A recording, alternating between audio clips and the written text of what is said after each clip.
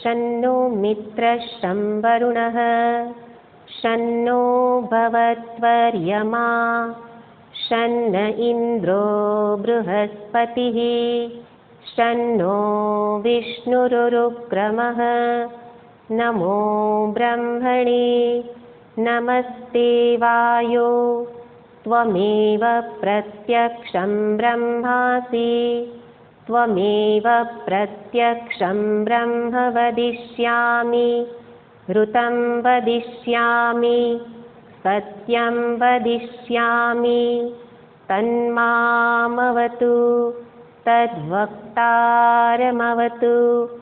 अवतु माम् अवतु वक्तारम्। ॐ शान्ति शान्ति शान्तिः। ॐ सहनाववतु सहनौ भुनक्तु सह वीर्यं करवावहै तेजस्विनावधीतमस्तु मा विद्विषावहै। ॐ शान्ति शान्ति शान्तिः। ब्रह्मानन्दं परमसुखदं केवलं ज्ञानमूर्तिं द्वन्द्वातीतं गगनसदृशं तत्त्वमस्यादिलक्ष्यम् एकं नित्यं विमलमचलं सर्वधी साक्षिभूतं भावातीतं त्रिगुणरहितं सद्गुरुं तं नमामि।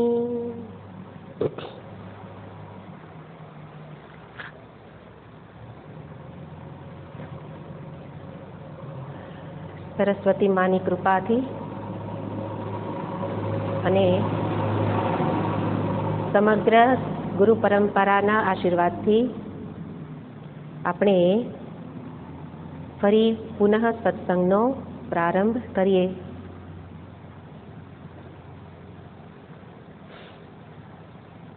મુખ્ય વસ્તુ અહીંયા જે દર્શાવવાની છે એને જ શાસ્ત્રમાં વિસ્તારથી દર્શાવવામાં આવેલી છે અને એ છે આત્મવસ્તુનું જ્ઞાન.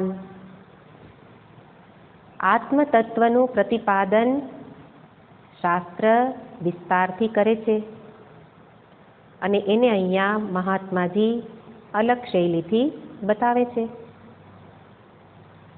શાસ્ત્રમાં નિરૂપણ કરવાની એક અન્ય પદ્ધતિ છે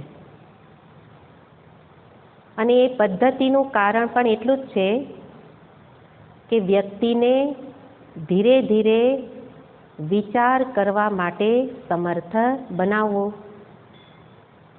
જેને અહીંયા વિચાર માર્ગ બતાવવામાં આવ્યો એને જ શાસ્ત્રની અંદર અલગ રીતે પ્રતિપાદન દર્શાવેલું છે. કેટલાક વિધિ વિધાન શાસ્ત્રમાં બતાવવામાં આવે છે જેનું નિરૂપણ અહીંયા કરવામાં આવેલું નથી. પણ જ્યારે જ્ઞાન માર્ગ કે વિચાર માર્ગ એનો વિચાર કરવામાં આવે ત્યારે એ વિધિ વિધાનને એની અંદર સમજી લેવા જરૂરી છે. અને નહીં તો સીધો વિચાર કરવા લાગશે અને વિધિ વિધાનને અનુસરશે નહીં તો આ જ્ઞાનમાં નિષ્ઠા પ્રાપ્તિ નહીં થાય. એટલે હમણાં આપણે અંતે પૂજા વખતે એ વાત કરેલી કે વિદ્યા પ્રાપ્તિ કર્યા પછી એ વિદ્યા જીવનમાં સ્થિર થવી જરૂરી છે. વિદ્યા સ્થિર ન થાય એટલે કે જીવન પરિવર્તન ન થાય તો એ વિદ્યા નિષ્ફળ છે. તો કોના જીવનમાં એ વિદ્યા સ્થિર થાય? તો એના માટે જે શાસ્ત્ર બતાવે છે એ માર્ગે જ આગળ વધવું જરૂરી છે. અને માર્ગ છે જિજ્ઞાસુથી મુમુક્ષાનો માર્ગ. પ્રથમ અંતરમાં જિજ્ઞાસા પ્રગટ થવી જોઈએ. જિજ્ઞાસા પ્રગટ ન થાય તો એના માટે જે સાધનો દર્શાવવામાં આવ્યા છે એનું પાલન કરવું પડે. જે વસ્તુનો વિસ્તાર અહીંયા સ્તોત્રમાં કરવામાં નથી આવેલો. સાધનો બતાવી દીધા છે, પણ સાધન શેના માટે છે એને વિસ્તારથી દર્શાવી શકાય નહીં. તો એને જાણવું જરૂરી છે કે સાધનો શાના માટે છે. કર્મ એટલે જેને કર્મયોગ બતાવવામાં આવ્યો, કર્મયોગ, ભક્તિ, ઉપાસના, યોગાભ્યાસ, આ બધા જ સાધનો મને વિચાર કરવા સક્ષમ બનાવવા માટે છે. સામાન્ય વિચાર તો બધા જ કરે છે, એમાં કંઈ કરવું પડતું નથી, એ તો આવે છે. એટલે જ કહીએ ને, મને બહુ વિચાર આવે છે. વિચારને દૂર કરવા પ્રયત્ન કરવો પડે છે, પણ વિચાર કરવા માટે કંઈ કરવું પડતું નથી. ત્યારે હવે જે વિચાર કરાવવાના છે એ વિચાર કરવા માટે મનની આંતરિક તૈયારી જરૂરી છે, નહીં તો સમજાય પણ નહીં. જાતે તો ન થાય, પણ કીધા પછી પણ ન સમજાય. એટલા માટે કર્મયોગ ઇત્યાદિ સાધનો એ જીવનમાં મોટો ભાગ એ સાધન કરવા પાછળ જ વિતાવવો પડે, અને ત્યારે જિજ્ઞાસા પ્રગટ થાય. જિજ્ઞાસા પ્રગટ થાય કે સત્ય શું છે. અત્યારે તો આપણને એમ જ સામેથી બતાવી દેવામાં આવે છે. કેટલાકને જિજ્ઞાસા હશે ને કેટલાકને નહીં પણ હોય. અને એટલે સત્યને જાણવા માટે સત્યની જિજ્ઞાસા જરૂરી છે. જ્યારે જાણવાની ઈચ્છા થાય તો જ કોઈક જાણકારની શોધ કરે. એટલા માટે શાસ્ત્રમાં માર્ગ બતાવવામાં આવે કે જિજ્ઞાસા પ્રગટ થાય ત્યારે ગુરુની શોધ કરે. પણ ગુરુની શોધ કરવાની નથી, તીવ્ર જિજ્ઞાસાનું પરિણામ જ છે ગુરુની પ્રાપ્તિ. સહજ રીતે થાય. જો મને સદગુરુની પ્રાપ્તિ નથી થઈ એનો અર્થ મારા અંતરમાં તીવ્રતા નથી. અને એ રીતે ગુરુની પ્રાપ્તિ તો ઘણાને થાય છે, પણ આપણે પહેલાં કહ્યું છે એમ કે ખાલી આશીર્વાદ માટે કે ખાલી દર્શન માટે કોઈ સાધુ સંત કે ગુરુનો આપણે આશરો લેતા હોઈએ, પણ એ રીતે ખાલી દર્શન કે આશીર્વાદથી પણ કામ નહીં ચાલે. એના માટે ગુરુ ઉપસદન બીજું બતાવવામાં આવે છે કે જેની પાસે બેસીને શ્રવણ કરવું પડે. ઉપસદન એટલે એની પાસે જવું પડે. તદ્વિધિ પ્રણિપાતેન પરિપ્રશ્નેન સેવયા, પછી ઉપદેક્ષ્યંતિ તે જ્ઞાનમ, પછી તે જ્ઞાન તને ઉપદેશ કરે. પણ એની પૂર્વે તેની પાસે જવું પડે. જવા માટે પ્રણિપાત, સેવા, તદ્વિધિ પ્રણિપાત, સેવા, પરિપ્રશ્ન, આ મુખ્ય વસ્તુ બતાવવામાં આવે કે ગુરુ પાસેથી જ્ઞાન મેળવવા માટેની આ શરત છે કે પ્રણિપાત એટલે અહંકારનું સમર્પણ, અને સેવામાં પણ અહંકારનું સમર્પણ છે.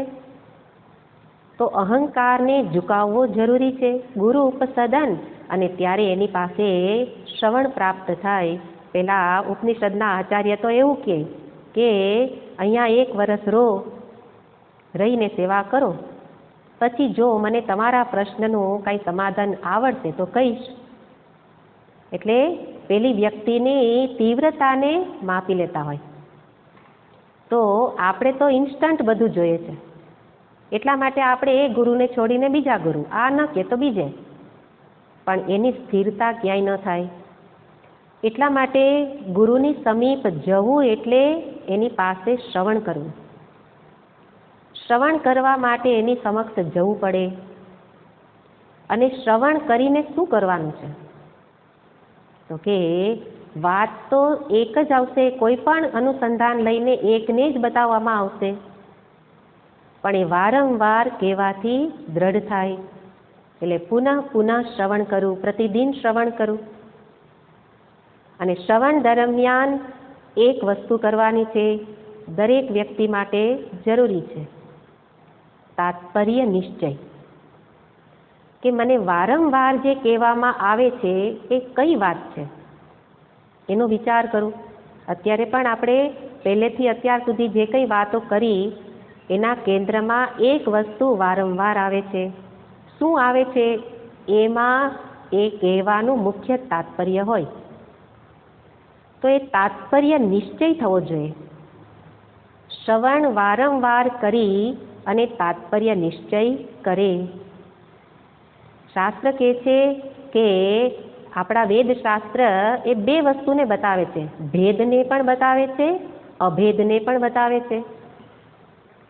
પ્રારંભમાં કર્મકાંડ બતાવી અને ભેદનું નિરૂપણ કર્યું.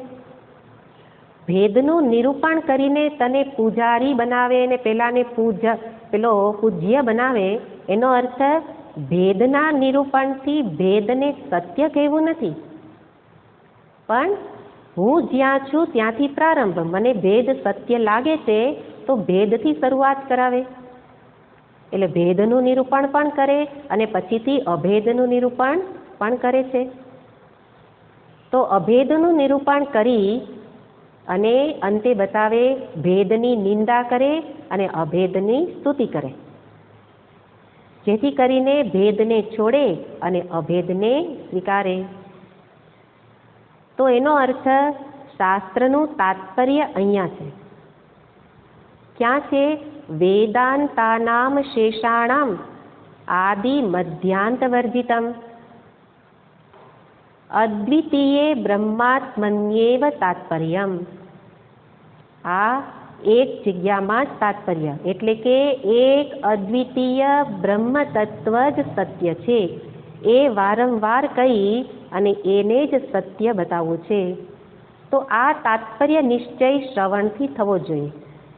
કોઈ પણનું શ્રવણ, કોઈ પણ શાસ્ત્રનું શ્રવણ, એ કદાચ ઉપનિષદ હોય, ભગવદ્ ગીતા હોય કે આ ઉપદેશ સારમ હોય, શ્રવણ દરમિયાન આ જ તાત્પર્ય નિશ્ચય કરાવવો છે.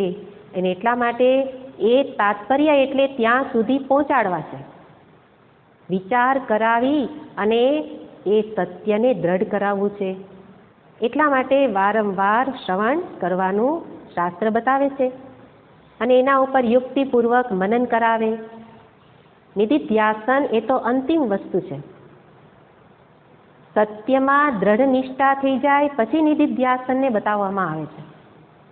એટલા માટે જીવનનો મોટો સમય શ્રવણમાં જ વિતાવવાનો છે. નિધિધ્યાસન તો એ થોડો સમય સત્યને જાણી લીધું, દ્રઢ થઈ ગયું તો તરત જ નિષ્ઠા તો થઈ જશે. એટલા માટે શ્રવણ શેના માટે છે એ પહેલાં જાણવું જરૂરી છે કે એક અદ્વિતીય પરમાત્મા જ સત્ય છે, અભેદ જ સત્ય છે, ભેદ સત્ય નથી. આ વસ્તુને દ્રઢ કરાવવા માટે અહીંયા વિચાર માર્ગ બતાવે છે. તો ઉપનિષદમાં આ પરંપરા છે, આ પ્રક્રિયા છે કે જિજ્ઞાસાથી ગુરુ ઉપસદન અને શ્રવણ મનન નિધિધ્યાસન. અહીંયા એનો વિસ્તાર કરેલો નથી, પણ સર્વત્ર એ વચ્ચે સાધનોને ગણી લેવા જરૂરી છે. તો અહીંયા આચાર્ય સીધો વિચાર માર્ગ બતાવે છે કે આ રુજુ એટલે સરળ છે, એટલે કે સીધો ધ્યેય પ્રાપ્તિ કરાવનારો છે. વિચારથી જ ધ્યેયની પ્રાપ્તિ થશે, જેને ઉપનિષદ બતાવે છે જ્ઞાનાદેવ તુ કૈવલ્યમ. જ્ઞાનથી કેવળ એટલે મોક્ષની પ્રાપ્તિ, એને જ અહીંયા મહર્ષિજીએ શું કહ્યું કે માર્ગ આર્જવાત. આ રુજુ એટલે સરળ માર્ગ એ રીતે કે આ વિચારથી આત્મતત્વ એટલે ધ્યેયની પ્રાપ્તિ થશે. એટલા માટે આ માર્ગ સરળ છે, માટે શું કરો? વિચાર કરો. શું વિચાર કરવાનો છે?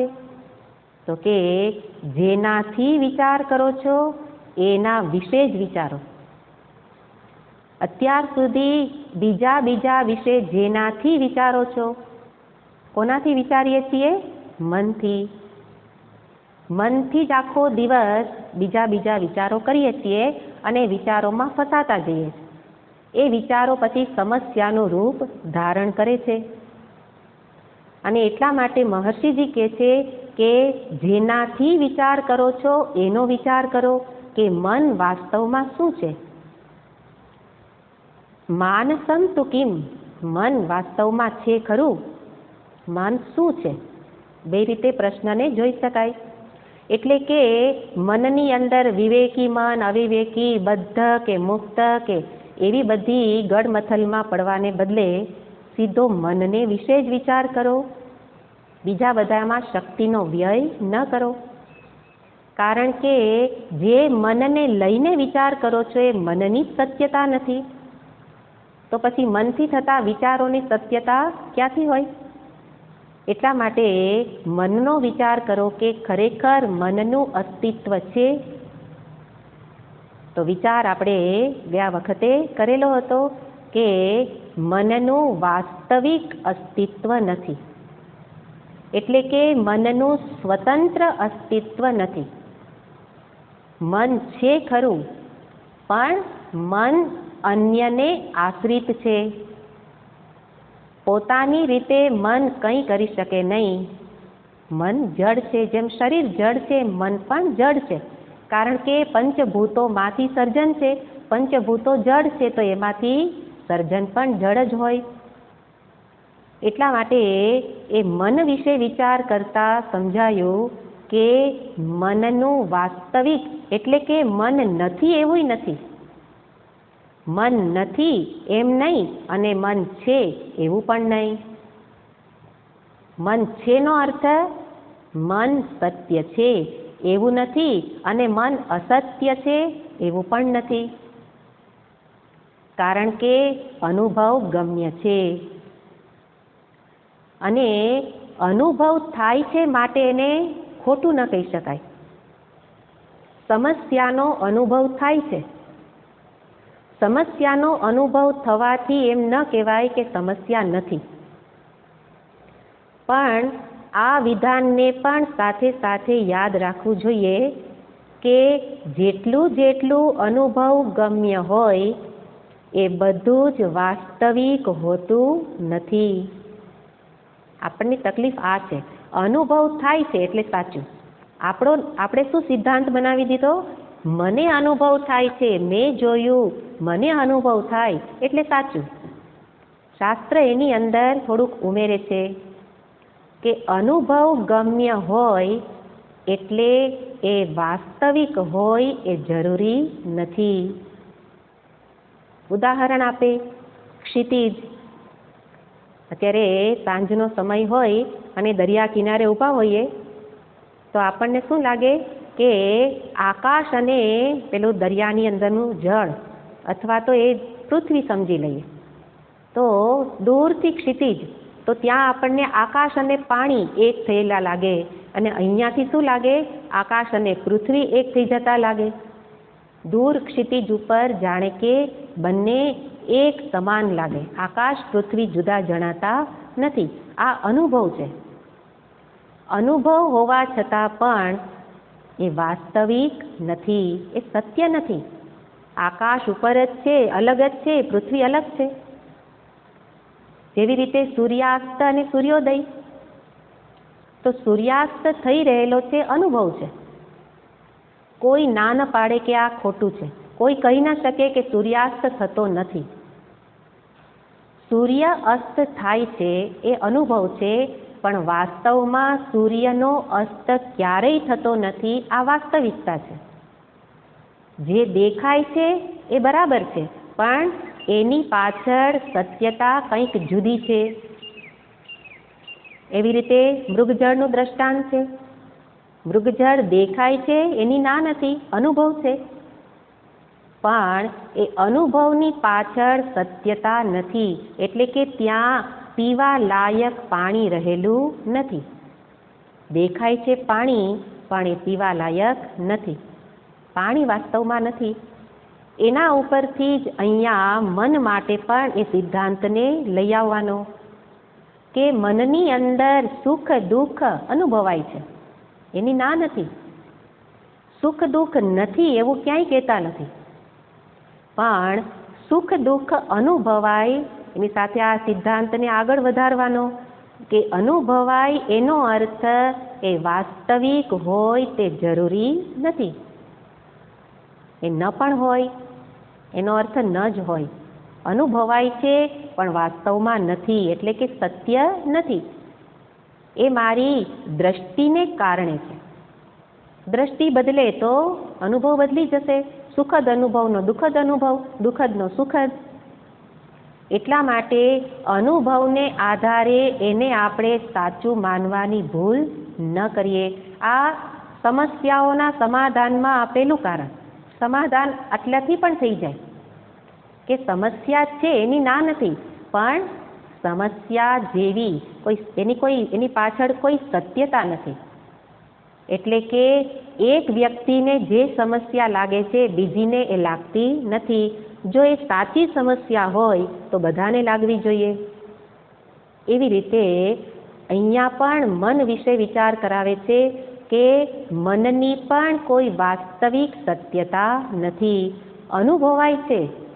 મારું મન વિચાર કરે છે, હું અનુભવું છું, પણ એ મનની પોતાની સ્વતંત્ર સત્તા નથી. એ રીતે અહીંયા નૈવ માનસમ દ્વારા એ રીતે દર્શાવવું છે.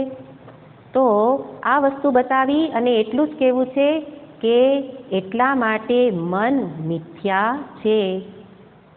અનુભવાય છે પણ પરમ સત્ય નથી, એને જ કહેવાય મિથ્યા. એટલે માટે મનની અંદર મિથ્યાત્વ દર્શન કરો. મિથ્યાત્વ દર્શન એટલે બરાબર જે અનુભવ છે એની ના નથી, સ્વીકાર છે, પણ આપણે જેને સત્ય માની લઈએ છીએ એવી સત્યતા એમાં નથી. એટલે કે એ મિથ્યા છે. મિથ્યા વસ્તુ એ કદી પણ અધિષ્ઠાન વિના રહી શકે નહીં. પરમાત્મા એટલે આત્મચૈતન્ય વિના એ ટકી શકે નહીં. તો જે સત્ય છે એની તરફ દ્રષ્ટિ લઈ જાઓ તો મિથ્યામાંથી મન મુક્ત થઈ જાય. અત્યારે જેને સત્ય માનું છું પહેલા એ કરવાનું છે કે એ સત્ય નથી, અને પછી આગળ સત્યનો નિશ્ચય કરાવે છે. તો અહીંયા માત્ર મન વિશેનો નિશ્ચય કરાવે છે. મન સત્ય નથી. તું જે વિચાર કરે છે એ સત્ય નથી. સત્ય હોય તો પકડવાનું હોય ને. જેમાં કંઈ સત્યતા જ ન હોય એનામાં શું મહત્વ આપવું? અને આપણું મન પણ સત્ય દેખાય એને જ મહત્વ આપે છે. આપણે આપણા મનને સાચું માની લઈએ પછી જ મનના વિચારો મને હેરાન કરે. પણ આપણે જોઈ લીધું કે મનમાં કંઈ સત્યતા નથી તો ભલે વિચાર કરે, એમાં બધી પોલમ પોલ છે, એમાં કાંઈ સાચું રહેલું નથી. આ નિશ્ચય થઈ જાય એને જ કહેવાય મનનું મિથ્યાત્વ દર્શન. એટલે અત્યારે કરીએ છીએ એના કરતાં એક સ્ટેપ આગળ વિચાર કરાવે છે. અત્યારે શું કરીએ છીએ? અત્યારે મન વડે બધું જાણીએ છીએ. મનથી જે જાણીએ એ બધાને કહેવાય જ્ઞેય. શાસ્ત્રની ભાષામાં જેને જાણીએ એને શું કહેવાય? જ્ઞેય. અને જાણનારો એને શું કહેવાય? જ્ઞાતા. જ્ઞેય અને જ્ઞાતા. જ્ઞાતા અત્યારે આપણા માટે કોણ છે? આપણે જેને જાણીએ છીએ જ્ઞાતા. જાણનારું કોણ છે? મન. અને જ્ઞેય એટલે અન્ય વસ્તુ, ચીજ વસ્તુ જેને આપણે જાણીએ છીએ, વ્યક્તિ, વસ્તુ જે પણ હોય એ બધું શું આવી જાય? જ્ઞેય વસ્તુમાં, જે જ્ઞેય કોટીમાં. હવે એના કરતાં એક વિચાર આગળ કરાવે છે કે આ જ્ઞાતાને જ જ્ઞેય બનાવી દો. અત્યારે આપણા માટે જ્ઞાતા એટલે જાણનારો કોણ છે? મન. મન જાણનાર છે. હવે આપણે મનને જાણવાનું છે. પેલા શું હતું? મન જાણનારો. એટલા માટે મન જ્ઞાતા હતો. હવે આ શ્લોકમાં દર્શાવે છે મનને જ જાણો. મન છે, મન વિશે વિચાર કરવો એટલે મનને જાણવું. તો જેને જાણવાનું હોય એ શું બની જાય? જ્ઞેય. અને એનો જાણનારો જ્ઞાતા એનાથી જુદો. તો હવે મન વિશે વિચાર કરીએ છીએ માટે મન જ્ઞેય છે અને આત્મ વસ્તુ જ્ઞાતા છે. પણ અહીંયા સાથે સાથે પેલો સંબંધ પણ યાદ રાખવાનો કે આત્મતત્વ દોરી સ્થાનીય છે અને મન સર્પ જેવું છે. દોરીમાં સર્પ કેવું છે? આરોપ છે, અધ્યારોપ. સર્પ સાચો નથી, માત્ર દેખાતો સર્પ, ભ્રમ જે થાય છે એ. ત્યાં દોરીમાં સર્પ દેખાય છે, એનો અર્થ જે આરોપ છે એ દોરી રૂપી અધિષ્ઠાનથી ભિન્ન નથી. એવી જ રીતે મન એ સત્ય નથી, પેલા નિશ્ચય કરી લીધો. એનો અર્થ મન આરોપ માત્ર છે, અધ્યારોપ છે. આરોપિત વસ્તુની સત્તા અધિષ્ઠાનથી જુદી ન હોય, એટલે કે મનની સત્તા આત્મતત્વથી જુદી ન હોય. એનો અર્થ મારા માટે જે જ્ઞેય મન છે અને આત્મા જ્ઞાતા છે, એનો અર્થ જ્ઞેય અને જ્ઞાતાનો અભેદ છે. એટલે નૈવ માનસમનો અર્થ બંને એક જ છે, મન આત્મતત્વથી જુદું નથી, એવું અહીંયા દર્શાવવું છે. તો અત્યાર સુધીની વિચાર પ્રક્રિયામાં આટલો બદલાવ કરવાનો કે બેઠા હોઈએ અને જગત વિશે વિચાર કરીએ, એને બદલે જ્ઞેય જગતને બનાવવાને બદલે હવે જ્ઞેય કોને બનાવી દઉં? મનને. મન વિશે વિચાર કરું. મન વિશે વિચાર કરતા કરતા મન શાંત થઈ જશે, કારણ કે વિચાર તો સ્વયં મનનું કાર્ય છે. એટલે મન વિશે વિચાર કરશો અને મન શાંત થઈ જશે. અને એટલે મનમાં રહેલી જે અશાંતિ, વિક્ષેપ, ઉદ્વેગ, એ બધાની શાંતિનો આ સરળ માર્ગ મનને જ્ઞેય બનાવી દો. અને હું એનો જ્ઞાતા, હું એનો જાણનારો, અને સાથે મારાથી મન જુદું નથી, પણ મન જેવું સ્વતંત્ર કંઈ નથી. આવા કોઈક નિશ્ચય આ શ્લોકની અંદર કરાવે છે. તો અહીંયા જે પ્રશ્ન કરવામાં આવ્યો, માનસમ તુ કિમ, ખરેખર મન શું છે? મહર્ષિજીએ પોતાની રીતે ઉત્તર તો આપી દીધો, મન જેવું કંઈ નથી. પણ છતાંય આપણને તો મન અનુભવાય છે. એટલા માટે પોતાની સ્થિતિએથી તો ઉત્તર શું છે? નૈવ માનસમ. મહર્ષિજીની સ્થિતિ એ તો ઉત્તર છે, મન જેવું નથી, કારણ કે એમના માટે તો આત્મતત્વમાં જ સ્થિતિ છે. પણ મારા માટે તો મન જેવું કંઈક છે. એટલા માટે હવે એ માનસમ તુ કિમ એનો ઉત્તર આપતા, મન વિશે સમજાવતા આગળનો શ્લોક બતાવે છે.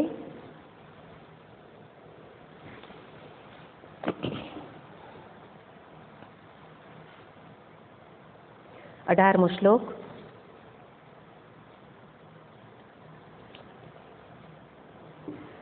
વૃત્તયસ્ત્વહં વૃત્તિમાશ્રિતાઃ વૃત્તયો મનો વિદ્યહં મનઃ.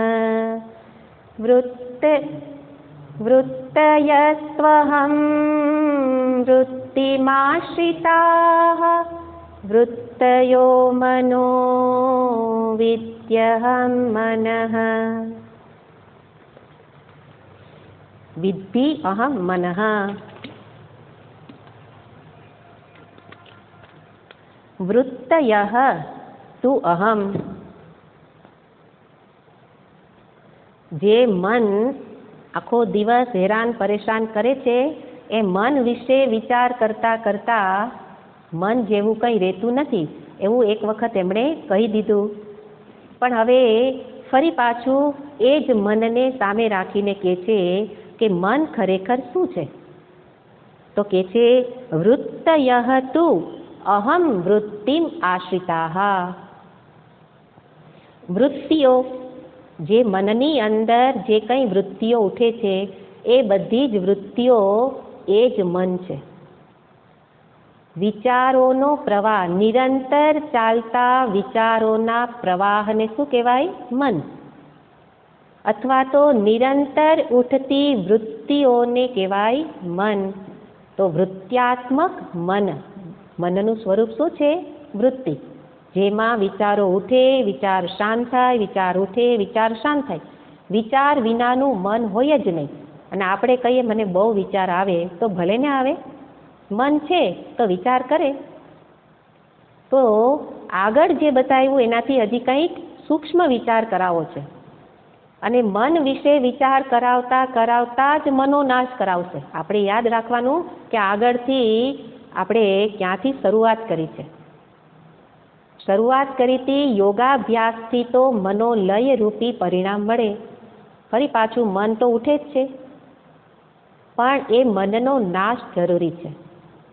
તો મનોનાશ માટે આત્મવિચાર જ સાધન છે.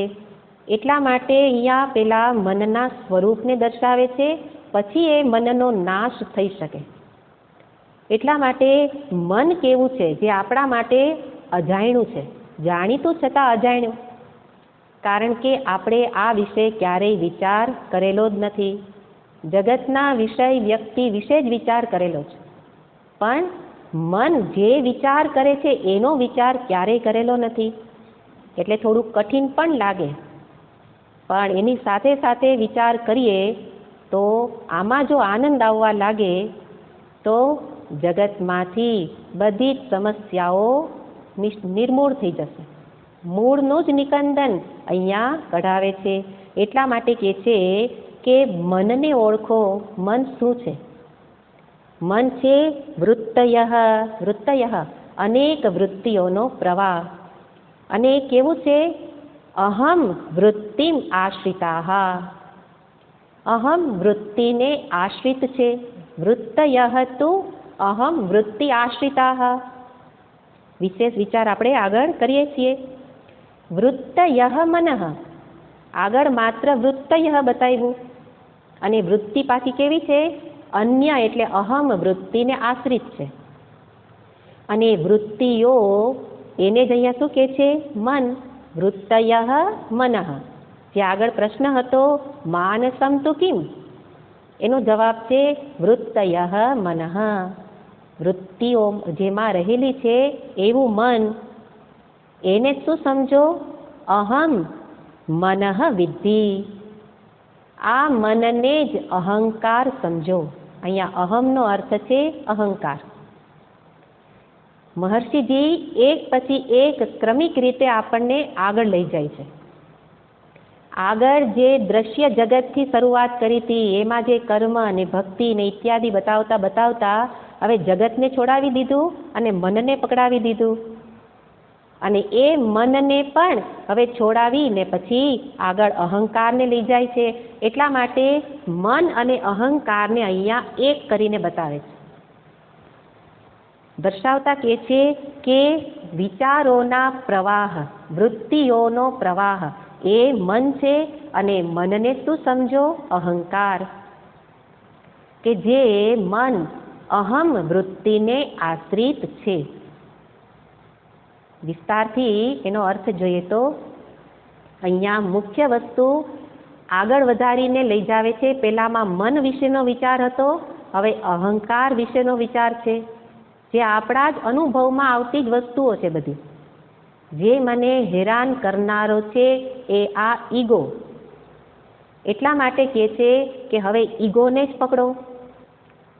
જે હેરાન કરતું તું એ બીજે હેરાન થતા હતા, બહાર બધું છોડી જે હેરાન કરે છે એને જ પકડો. તો પેલા મન દર્શાવ્યું, સમસ્યા મન ઊભી કરે છે. બે પ્રકારના મન દર્શાવ્યા હતા, સમસ્યાગ્રસ્ત મન અને વિચારશીલ મન. તો સમસ્યાગ્રસ્ત મનને એનો નાશ કરવાનો છે. અને એને જ અહીંયા અહંકાર કહે છે. એટલે કે ક્યાંય બહાર સુધારો કરવાની જરૂર નથી. જેને એવું લાગે છે કે અહીંયા સુધારો કરી દઉં, અહીંયા બદલી દઉં, એને જ સુધારો. કોને એવું લાગે છે? મને એમ લાગે છે આ વ્યક્તિને બદલી નાખું, આ વ્યક્તિને સુધારી દઉં, પછી શાંતિ. અને આપણે એવી કેટલી વ્યક્તિઓને બદલી નાખી, કેટલા સંબંધો તોડી નાખ્યા, કેટલા નવા સંબંધો બનાવ્યા, છતાં પણ હજી એ આપણને એવું જ લાગે છે હજી આને સુધારી દઉં, હજી આને બદલી નાખું પછી શાંતિ. એનો અર્થ બહાર ક્યાંય બદલીને શાંતિ હોય નહીં. જો એવું હોય તો અત્યાર સુધી ઘણાયને બદલી નાખ્યા, શાંતિ મળવી જોઈએ પણ નથી મળતી. એટલા માટે આપણા પ્રયત્નમાં ક્યાંક કચાશ છે, ક્યાંક દોષ છે. શું દોષ છે? બહાર જેને બદલવા જાય છે ત્યાં તકલીફ નથી, તકલીફ મારામાં છે. અને મારામાં એટલે મારા અહંકારમાં જ તકલીફ છે. અહંકાર જ સમસ્યાનું મૂળ છે. એટલે હવે અહંકારને ઓળખો કે અહંકાર કોણ છે.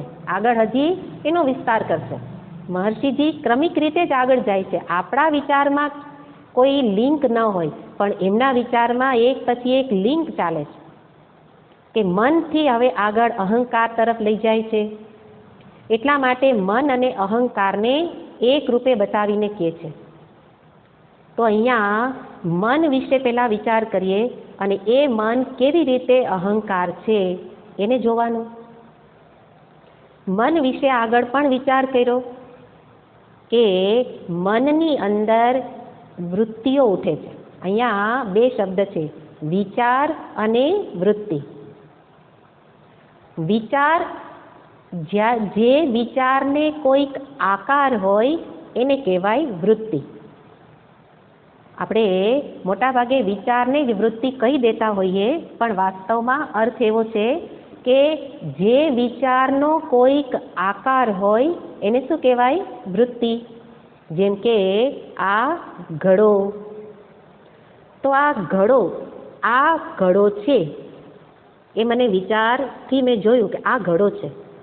એ વિચારનો આકાર કેવો થઈ ગયો? ઘટાકાર. મારા વિચારનો આકાર ઘડા જેટલો થઈ ગયો. એટલા માટે એનું નામ થઈ ગયું વૃત્તિ, ઘટાકાર વૃત્તિ. એટલે વિચાર જે આકારનો બને એને કહેવામાં આવે વૃત્તિ. તો વૃત્તિનો અર્થ કોઈક નામ રૂપ વાળા વિશેષ વિચાર. વિચાર જ છે પણ જેને કોઈક નામ અને રૂપનો એક આકાર મળી જાય. આકાર હોય એને નામ તો હોય જ. આ ઘડાનો આકાર છે તો એનું નામ ઘડો છે. આકાર સાથે નામ જોડાયેલું જ હોય. તો વિશેષ આકાર, વિશેષ નામ વાળા વિચારને શું કહેવાય? વૃત્તિ. અને એ રીતે એ ઘટાકાર વૃત્તિ ઉઠી મારા મનમાંથી. પછી આપણે પ્રક્રિયા પૂર્વે જોઈ છે કે ચક્ષુરેન્દ્રિય વાટે મનમાંથી વૃત્તિ ઉઠે અને આ ઘડાને આચ્છાદિત કરે અને પછી મને દેખાયું આ ઘડો છે. આ બહુ સૂક્ષ્મ વિચાર અંદર ચાલે છે પણ આપણે ક્યારે એના તરફ ધ્યાન જ નથી દીધું. કારણ કે આપણે જગતની ચર્ચામાં એટલા બધા અટવાયેલા છીએ કે આપણને આ સૂક્ષ્મ પ્રક્રિયા વિશે કદી પણ વિચાર જ નથી આવેલો. તો એ રીતે અહીંયા જે જોયું કે આ ઘટાકાર વૃત્તિ અને એનાથી મને શું જ્ઞાન થયું? આ ઘડો છે એને કહેવાય જ્ઞાન, ઘડાનું જ્ઞાન. એ જ્ઞાનને કહેવાય વૃત્યાત્મક જ્ઞાન. વૃત્યાત્મક છે એટલે કે જગતમાં બધું જ જ્ઞાન વૃત્તિને અધીન જ પ્રાપ્ત થાય છે. એટલા માટે મન પહેલાં જોઈએ. જ્ઞાન પ્રાપ્તિ માટે મન જરૂરી છે. મનમાંથી વિચાર કે વૃત્તિ ઉઠે અને પછી કોઈક વિશેષ આકારનું ધારણ કરે અને એનું મને જ્ઞાન થાય. આ રીતે સર્વત્ર આ રીતે જ્ઞાન પ્રાપ્ત થાય છે. બધું જ્ઞાન કેવું છે? વૃત્યાત્મક. એટલા માટે કહેવામાં આવે કે હું બ્રહ્મ છું એ જાણવાનું એ પણ વૃત્યાત્મક જ્ઞાન છે. મનથી પ્રાપ્ત કરો એ બધું વૃત્યાત્મક જ છે. અને એ રીતે આ વૃત્તિઓ દ્વારા આ મન કાર્ય કરે છે. પણ અહીંયા હવે આગળ વિચાર કરાવતા એ કહે છે કે જે આ બાહ્ય નામ રૂપનો વિચાર કર્યો એને જે આગળ આપણે બે વિભાગમાં જોયેલું હતું એ જ વિચાર અહીંયા વિશેષ કરાવે છે કે મહર્ષિજીએ એ વિચારનું પૃથક્કરણ કર્યું અને એના બે વિભાગમાં વહેંચી દીધા. એકનું નામ જે આપણે પહેલાં જોયેલું છે એનો જ વિશેષ વિચાર અહીંયા છે. એકનું નામ છે ઇદમ વૃત્તિ અને બીજાનું નામ છે અહમ વૃત્તિ. જે કંઈ આ ઘડો છે, આ ઘડાનું જે જ્ઞાન છે, તો એ ઘડો કેવો છે? આ એટલે ઇદમ. ઇદમ એટલે આ વિશે જેનું જ્ઞાન થાય એમાં રહેલી વૃત્તિને શું કહેવાય? ઇદમ વૃત્તિ. તો ઇદમ વૃત્ત્યાત્મક આ જ્ઞાન છે બધું. પણ અહીંયા બતાવે છે વૃત્તયઃ તુ અહમ વૃત્તિ આશ્રિતાઃ. પણ આ જે ઇદમ વૃત્તિઓ છે બધી કેવી છે? અહમ વૃત્તિને આશ્રિત છે. એટલે કે પહેલા હું છું એવું ભાન થાય, પછી આ છે એવું ભાન થાય. આપણે સૂઈ જતા હોઈએ સુષુપ્તિમાં, ત્યારે સવારે ઉઠતા આવે તો પહેલો વિચાર કયો આવે? કદાચ આપણું એ તરફ ધ્યાન નથી જતું, પણ પહેલો વિચાર તો હું વિશેનો જ આવે. હું છું. કદાચ ક્યાંય હાથ પગમાં ખાલી ચડી ગઈ હોય તો તરત ખાલી ઉતારી દે. શું કામ? ક્યાંક હું આમાં નથી, હું છું એવું ભાન ન થાય, પછી હું છું ભાન થાય, પછી આ છે એવું ભાન થાય. એટલા માટે કહે છે કે આ જે અનેક વૃત્તિઓ ઉઠે છે, ઇદમાકાર વૃત્તિઓ, આ છે, આ છે, આ છે, એની પાછળ સર્વત્ર હું છું એ વૃત્તિ આશ્રિત રહેલી જ છે. એ વૃત્તિ રહેલી જ છે. એટલે કે હું વિના આનું ભાન ન થાય. આગળ આ હું વિશે વિચાર કરાવવો છે, એટલા માટે અહીંયા અહમ વૃત્તિ એવો શબ્દ પ્રયોગ કરેલો છે. કારણ કે આપણે જેને હું રૂપે ઓળખીએ છીએ એનો પહેલા વિચાર કરાવે અને પછી સત્ય જે હું છે એનો વિચાર કરાવશે. તો અત્યારે આપણે જેને હું વિશે ઓળખીએ છીએ એ છે અહંકાર. તો એ અહંકારને અહીંયા અહમ વૃત્તિ રૂપે કહ્યું છે કે જેમાં હું અથવા તો હું છું એવો ભાવ રહેલો છે. એને અધીન આ બધી જ વૃત્તિઓ રહેલી છે. એટલા માટે શું કહે છે? વૃત્તયઃ તુ અહમ વૃત્તિ આશ્રિતાઃ. એ વૃત્તિઓ વાળું શું છે? મન. જેમાં આ વૃત્તિઓ ઉઠે છે, ઇદમ વૃત્તિ, અહમ વૃત્તિ જેમાં ઉઠે છે, તો અહમ વૃત્તિ પણ તેમાં ઉઠે છે? મનમાં જ. એટલા માટે એ મનને શું કહેશું? અહમ એટલે કે અહંકાર. એટલા માટે અહમ મનઃ વિદ્ધિ. એ મનને જ અહંકાર રૂપે જાણો. કારણ કે હું છું એ પણ શું છે? વૃત્તિ છે. આ છે એ વૃત્તિ એટલે કે કોઈક વસ્તુ આકારની વૃત્તિ, એ તો આપણને સમજાય. પણ હું છું એ પણ એક વૃત્તિ જ છે. અને એ વૃત્તિ એનું જ નામ અહંકાર. એટલા માટે એ વૃત્તિ મનમાં જ ઉઠે છે. એટલા માટે મનને જ શું કહી દીધું? અહંકાર. તો એ રીતે અહીંયા એક વૃત્તિના બે અંશ બતાવ્યા. એક ઇદમાકાર, એક અહમાકાર. ઇદમ એટલે આને જાણનારી અહમ વૃત્તિ છે. અને અહમ વૃત્તિ વિના ઇદમ વૃત્તિ ટકી શકે નહીં. માટે બીજી વૃત્તિઓમાંથી મનને પાછું વાળી અને અહમ વૃત્તિમાં લાવવાનું.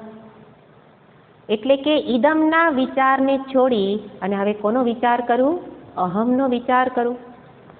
એ રીતે અહમનો વિચાર એટલે અહીંયા શુદ્ધ અહમની વાત નથી. અહમ જેને આપણે હું, શાસ્ત્રમાં હું ને આત્મા આપણે પહેલાંય કીધું છે, હું એટલે આત્મા, હું એટલે ચેતન. પણ અહીંયા હુંનો અર્થ એવો નથી કે જે અહીંયા કીધું ને વિદ્ધિ અહમ મનઃ. તો એ હુંનો અર્થ અહીંયા આત્મ વસ્તુ નથી, પણ અહીંયા હુંનો અર્થ શું છે? અહંકાર. તો એ રીતે પહેલા જે મારો જાણીતો હું છે એની ઓળખાણ કરાવે કે ખરેખર કેવો છે? અહંકાર છે એ સાચો હું નથી, પણ અજ્ઞાનમાંથી ઉત્પન્ન થયેલો હું છે. કે જે જેવડું શરીર ધારણ કરે, ગમે એવડું શરીર ધારણ કરે, પણ અહંકાર તો એનો મોટો જ હોય. કારણ જે ખરેખર ન હોય એને ચગી ચગીને બતાવવું પડે, હે ને? જે આપણામાં વસ્તુ ન હોય એને આપણે પોકારીને કહેવું પડે, પણ જે વસ્તુ હોય એને કહેવાની જરૂર નથી. મારામાં દયા નથી અને હું દયા બતાવવા માટે પછી શું કહું? મેં આમ કર્યું, મેં આમ કર્યું, મેં આમ કર્યું. દયા હોય અને થઈ જાય, એ તો સહજ થઈ જાય. પણ દયા નથી ને દયા લાવી ને પછી બિચારાને મદદ કરી. બરાબર ને? તો એને શું કર્યું? જે ન હોય એને બતાવવા માટે જાહેરાત કરવી પડે.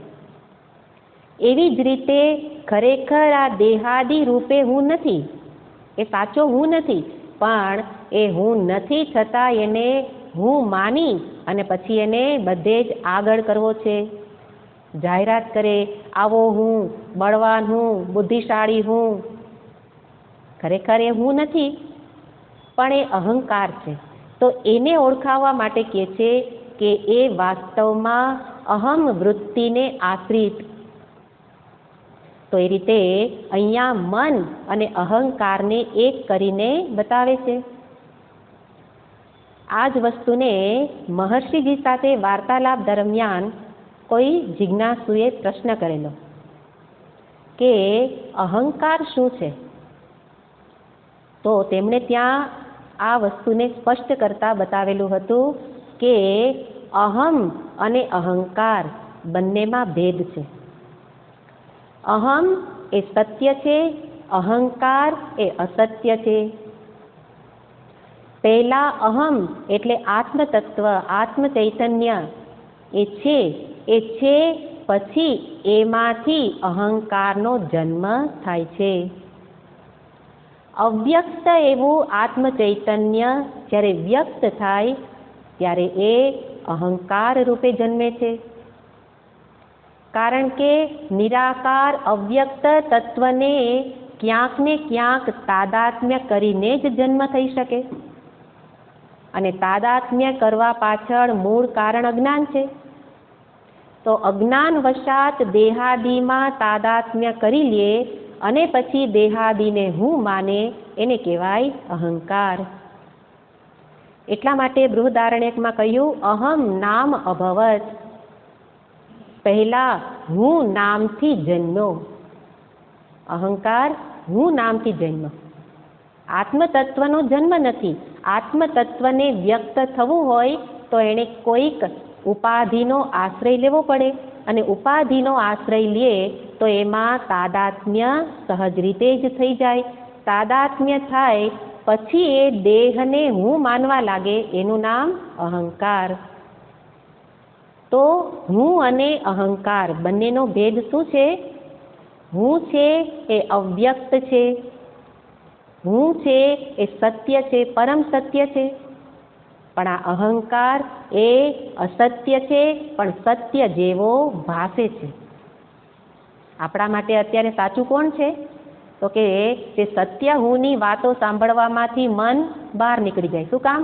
જે ખોટું છે એને સાચું માન્યું, એને જાણવામાં એવો રસ પડે છે કે સાચાને જાણવામાં રસ પડતો નથી. અનાદિ જન્મોથી આ જ કરેલું છે. માટે એટલા માટે પહેલા અહંકારને ઓળખવો પડે કે જે અહંકારે પોતાનો મિથ્યા પરિચય, મિથ્યા ઓળખાણ મેળવી, ખોટી ઓળખાણ છે, આ ખરેખર હું નથી, એને હું માની લીધા. અને એ રીતે એમણે ત્યાં ઉત્તર આપેલો હતો કે અહંકાર અને અહમ એમાં શું ભેદ છે. એ જ રીતે આગળ પ્રશ્ન પૂછેલો હતો કે અહંકારનો નાશ કરવાનો શ્રેષ્ઠ માર્ગ કયો? તમે અહીંયા ઘણાય માર્ગ, આપણી દ્રષ્ટિમાં ઘણાય માર્ગ બતાવ્યા. કર્મ માર્ગ, ભક્તિ માર્ગ, યોગ માર્ગ, જ્ઞાન માર્ગ. તો એમણે કહ્યું કે જે સરળ લાગે એ શ્રેષ્ઠ માર્ગ. તમને કદાચ વિચાર કરતા કરતા અહંકાર સુધી વિચાર કરી શકો તો એ શ્રેષ્ઠ માર્ગ. પણ કોઈ પણ ઉપાયે વિચારોના પ્રવાહને મન તરફ લઈ આવવો પડે.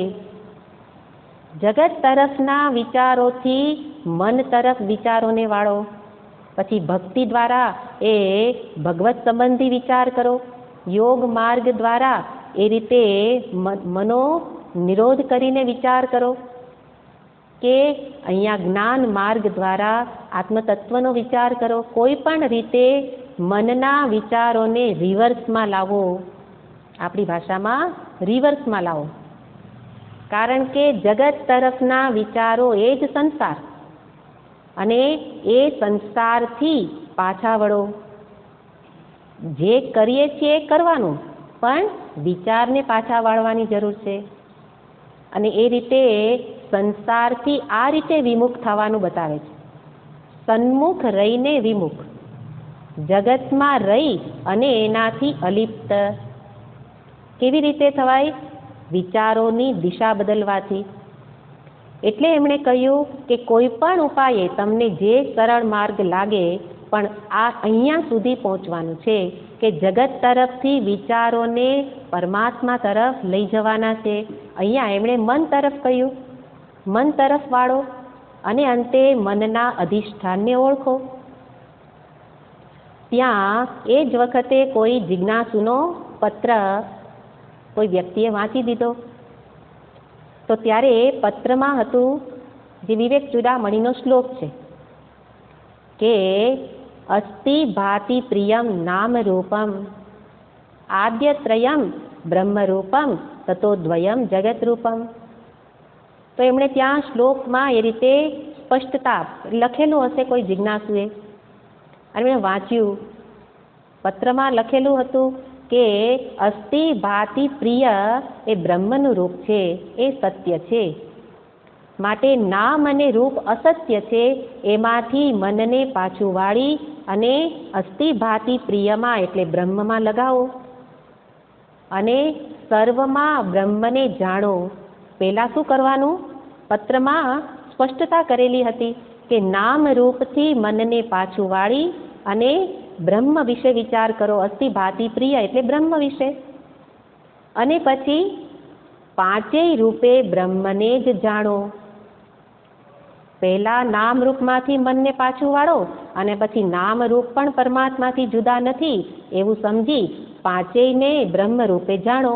મહર્ષિજીએ ત્યાં સ્પષ્ટતા કરાવી કે અસ્તિ ભાતિ પ્રિય એ અહમ રૂપ છે અને નામ રૂપ ઇદમ રૂપ છે. જ્યાં અહીંયા બે શબ્દ પ્રયોગ કર્યા છે, ઇદમ અને અહમ. પણ વાસ્તવમાં આ ઇદમ એ અહમથી જુદું નથી. અહમ આશ્રિતાહ. એટલા માટે નામ રૂપથી પાછા વળો એ બરાબર છે, પણ નામ રૂપ એ પણ બ્રહ્મ રૂપ જ છે. પણ એને જાણવાનું નથી,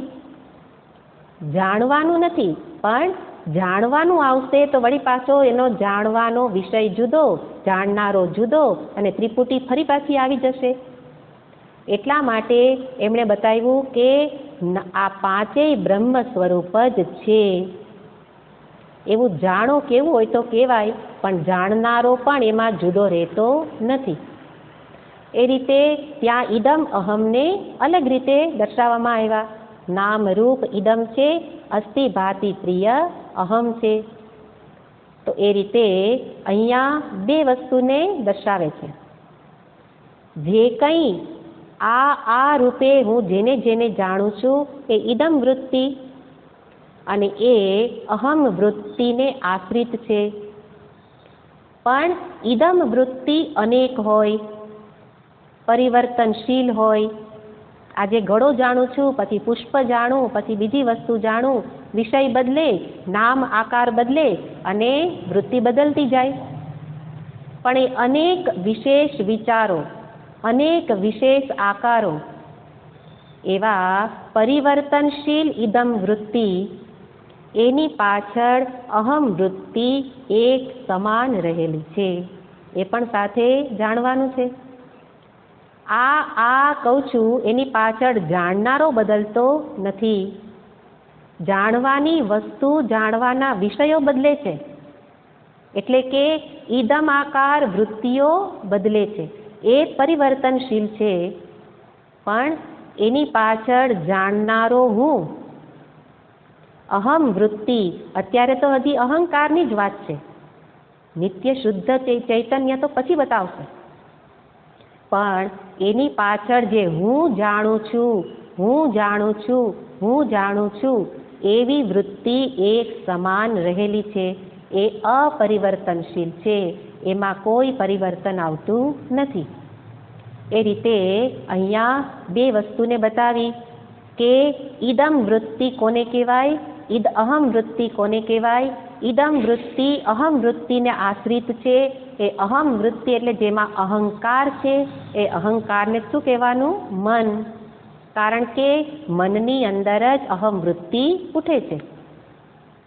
એ રીતે અહમ વૃત્તિનું વિશેષ મહાત્મ્ય બતાવ્યું.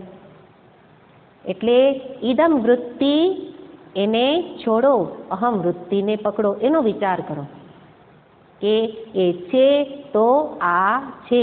જેવી રીતે સુષુપ્તિમાં, આપણે સુષુપ્તિમાં જ્યારે સૂઈ જઈએ ત્યારે આ અનુભવ થાય જ છે કે દેહાદિમાંથી જેમ જેમ હું ભાવ છૂટતો જાય, પેલા શરીર ઠપ થાય, પછી છેલ્લે ઇન્દ્રિય તો પેલા આંખો બંધ થવા લાગે અને શરીર લાંબુ થઈ જાય, અને પછી ધીરે ધીરે મન પણ શાંત થઈ જાય.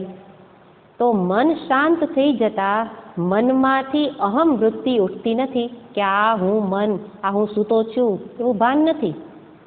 તો અહમ વૃત્તિ શાંત થઈ ગઈ તો ઇદમ વૃત્તિ તો ઉઠે જ નહીં.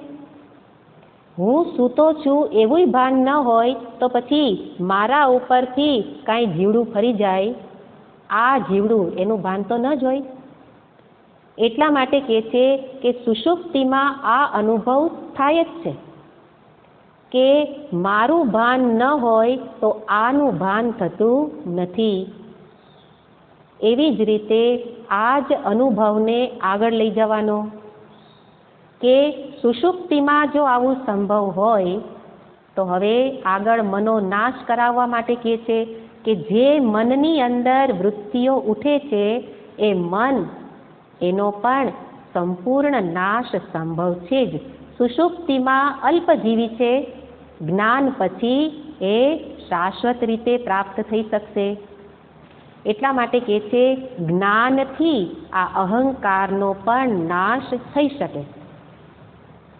તો અહીંયા જે વાત કરી એને ફરી પાછી યાદ કરી લઈએ, કારણ કે હવે બધી વાતો એવી છે કે જેનો અનુભવ કે જેનો વિચાર આપણે કરતા નથી. એટલા માટે આપણને એમાં રસ પણ ન પડે, અને રસ પડે તો સમજાય નહીં. એટલા માટે જે કહેવામાં આવ્યું એમાંથી જેટલું યાદ રાખવા જેવું છે એને સમજી લેવાનું. અત્યાર સુધી ઇદમના વિચારમાં જ મન રોકાયેલું રહે છે, અને આપણે એને જ મન કહીએ છીએ કે જેમાં બીજાના વિચારો આવે. પણ હવે અહીંયા શું કહ્યું? એ જ મનની અંદર બીજાના જ વિચાર આવે એવું નથી. એમાં મારો વિચાર પણ આવે છે, હું છું એ વિચાર પણ મનમાં જ આવે છે. એટલે કે એ હુંનો વિચાર કરો અને બીજા વિચારોને છોડો. મનના નાશ તરફ જવા માટે પહેલા આ પ્રક્રિયા બતાવે છે કે ઇદમના વિચારનો આશ્રયને પકડો. આશ્રય કોણ છે? અહમ વૃત્તિ આશ્રિતા.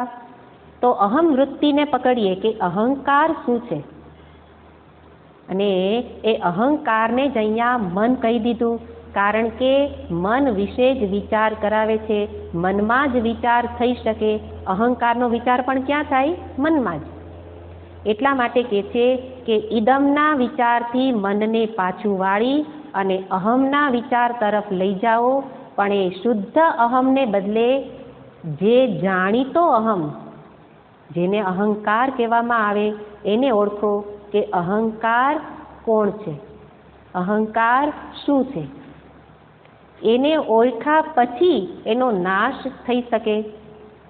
અને એટલે આપણને કદાચ જાતે તો વિચાર નહીં આવે કે અહંકાર કોને કહેવાય, કારણ કે અહંકારે જ અહંકારનો વિચાર કરવાનો છે. અત્યાર સુધી અહંકારે બીજાના વિચાર કર્યા એની ફાવટ છે, કે બીજાના વિચાર કરવા હોય તો હમણાં કહી દઉં કોણ કેવું છે, પણ હું કેવો છું, હું કોણ છું એને વિશે ક્યારેય વિચાર નથી કર્યો. એટલે હે મહર્ષિજી, આપ જ વિચાર કરાવો કે અહંકાર શું છે.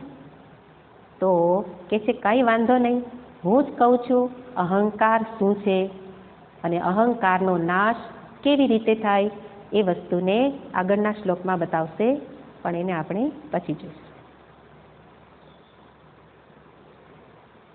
ઓમ પૂર્ણમદ પૂર્ણમિદં પૂર્ણાત પૂર્ણમુદચ્યતે પૂર્ણસ્ય પૂર્ણમાદાય પૂર્ણમેવાવશિષ્યતે.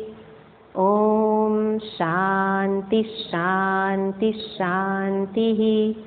હરિ ઓમ શ્રી ગુરુભ્યો નમઃ. હરિ ઓમ. હરિ ઓમ.